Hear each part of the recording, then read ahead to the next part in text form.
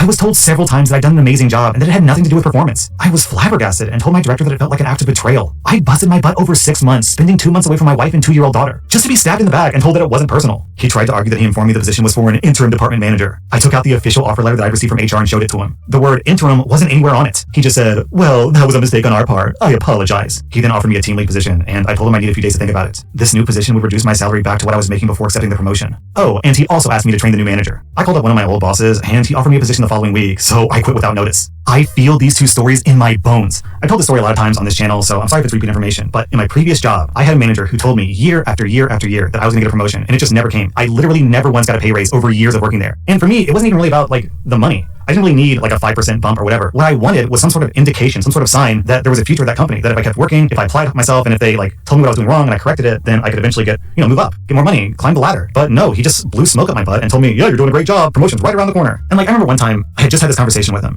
and then like, I don't remember the details exactly, but something happened where I kind of got screwed over, and he knew it. And so he called me to his office and he's like, "I'm really sorry that you got screwed over on this thing. I want you to know that I recognize the hard work that you're doing." And he gave me an envelope that had like $100 gift card to some restaurant or something. And I was like, "Cool, thanks. Like, is that it?" I was thinking that. I didn't say it to him. I was like, "Is that it? You're giving me a $100 gift card? That's what I get after, 2 or 3 years of doing the job and you kind of lying to me?" And then he fired me.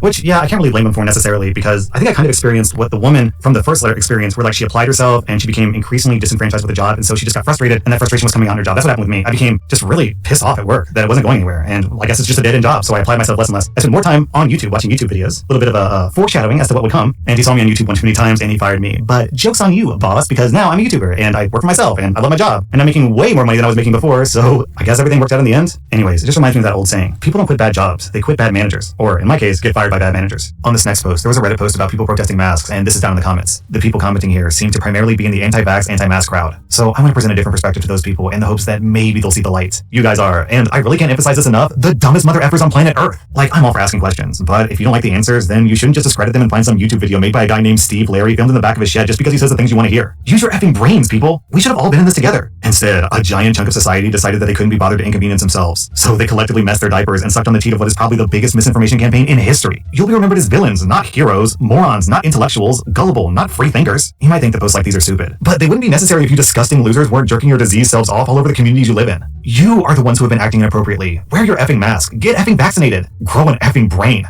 So I read this post online earlier about how this woman had a stroke and her family rushed her to the hospital, but they're